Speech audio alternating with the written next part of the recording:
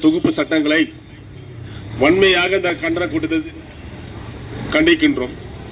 ஏனென்றால் இந்த கண்டன கூட்டத்தில் இந்த தொகுப்பு சட்டம் தொழிலாளிக்கு எந்த நன்மையும் செய்யாது.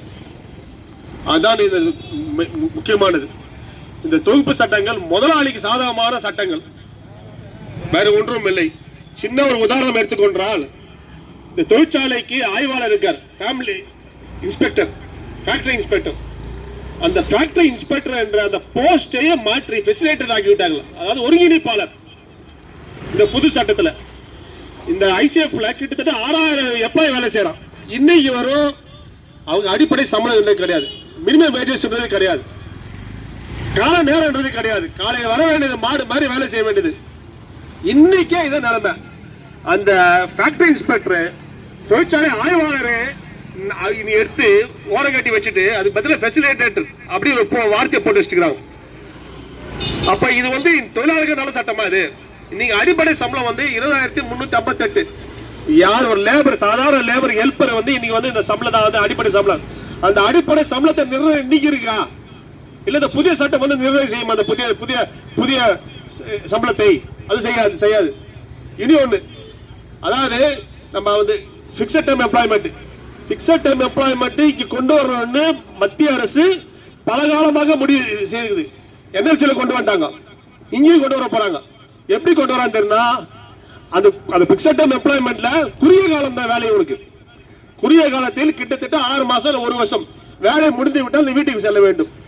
அட்டை அது உரிமையாக்கி அந்த முதலாளிக்கு சாதகமாக அந்த பிக்ஸட் டைம் எம்ப்ளாய்மெண்டை குறுகிய கால வேலை வாய்ப்பை உருவாக்கி இருக்கிறார்கள். அதுவும் தவறானது. அதே மாதிரி பல சட்டங்கள் திருத்தத்தை அது முதலாளிக்கு ஆதரவாக செய்து விட்டார்கள். 300 பேர் எங்கிருந்து 300 பேரை கொண்டு வருவான் முதலாளி? ஒரு சின்ன நம்ம வேலை செய்யற பல இந்தியா ஃபுல்லா கிட்டத்தட்ட வேலை செய்யும் மக்கள்ல 90% அடிப்படை சம்பளம் நிரந்தர வேலையே இல்லை, கிடையாது. நிரந்தர வேலையே கிடையாது. இவங்க எல்லாம் சட்டம் பாதுகாக்காது. யார் போய் போராடுவாங்க இந்த சட்டம் இவர்களுக்கு? அதான் இந்த சட்டத்தை முழுமையாக ரத்து செய்ய வேண்டும். இந்த மத்திய அரசு ஏதோ இந்த சட்டத்தை பெரிய சாதனையாக காட்டி ஒரு பக்க பேஜ் இந்து பேப்பர் ஃபுல்லா பக்கத்துல விளம்பரம் போட்டு இந்த சட்டம் ரொம்ப சாதாரணமான சட்டம். சில பேருக்கு தெரியாது இது சட்டத்துக்கு உள்ள போனதா தெரியும். சட்டத்துல மேல பார்த்துட்டு இந்த சட்டம் அருமையான சட்டம், இது மக்களை பாதுகாக்கும் என்று சொல்லிவிட முடியாது. வேலை நேரத்தை பத்தி பேசணும். அதே மாதிரி இந்த ஐசிஎஃப்எல் கிட்டத்தட்ட போனஸ் 1 மாசம் வேலை பண்ண போனஸ் கிடைக்குமா இந்த சட்டத்துல சொல்றாங்க. முன்ன எப்படின்னா 3 மாசம் பண்ண வேலை பண்ண இந்த போனஸே கொடுக்குது இல்லைங்க இவ்வளவு காலமா. இப்ப போனஸ் கேட்ட விட இந்த போனஸை போய் கோரிக்கை கொடுக்க வேண்டும் என்ற கோரிக்கை யாருக்கிட்ட போய் வைக்கணும்? எங்க ஃபேக்டரி இன்ஸ்பெக்டர் இல்லையா? எங்க ஃபேக்டரி இன்ஸ்பெக்டர் தேடி நம்ம போக முடியுமா?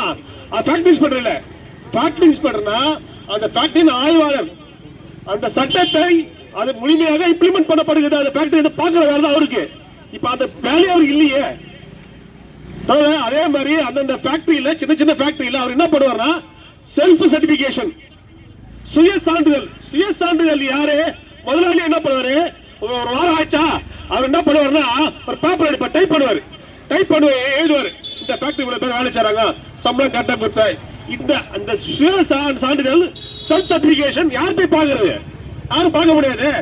வாரம் என்ன பண்ணுவாரு? பிரிண்ட் அவுட் எடுப்பாரு. பிரிண்ட் அவுட் எடுத்து டேட்டை மட்டும் மாத்தி போட்டே இருப்பாரு. என்ன நாடு இது?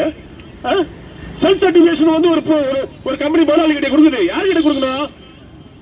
அந்த ஃபேக்டரி ஆய்வாளர் கிட்ட கொடுக்கணும். அவர் பாப்பாரு, அவருக்கு அனுப்புற நீ இவ்வளவு சம்பளம் கொடுக்குற, இவ்வளவு போனஸ் கொடுக்குற, இதெல்லாம் இவ்வளவு சரத்து கொண்டு வந்துருக்காங்க.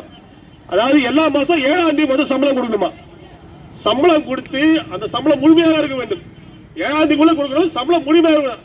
அது கொடுக்கப்படவில்லை என்றால் பழைய சட்டம் என்ன சொல்லுதுன்னா அவருக்கு 10 மடங்கு அபராதம் பண்ண சொல்லிது பழைய சட்டம். இப்ப என்ன பண்ணாங்க? அந்த அபராதத்தை இல்ல எடுத்துட்டாங்க.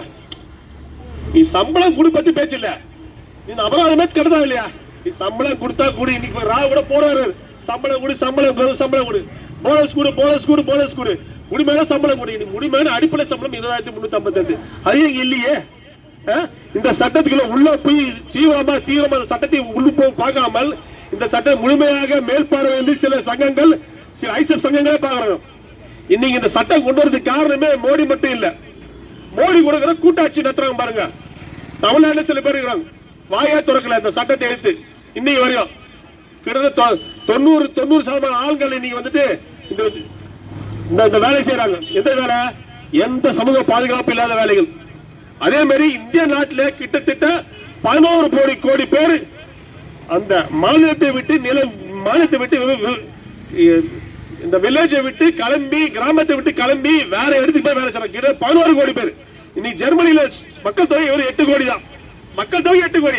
நம்ம நாட்டில் 146 கோடி. அதுல 11 கோடி பேர் ஒரு அந்த கிராமத்தை விட்டு போயிடுறான் வேலை தேடி வேற வேற மாநிலங்களுக்கு போய் வேலை தேடி கிளம்புறான். எந்த சமூக பாதுகாப்பும் கிடையாது. அவன் ரயில்வே ஸ்டேஷன்ல ட்ரெயின் ஏறினா அவனு பதிவு பண்ணல நான் வேலைக்கு போறேன்னு.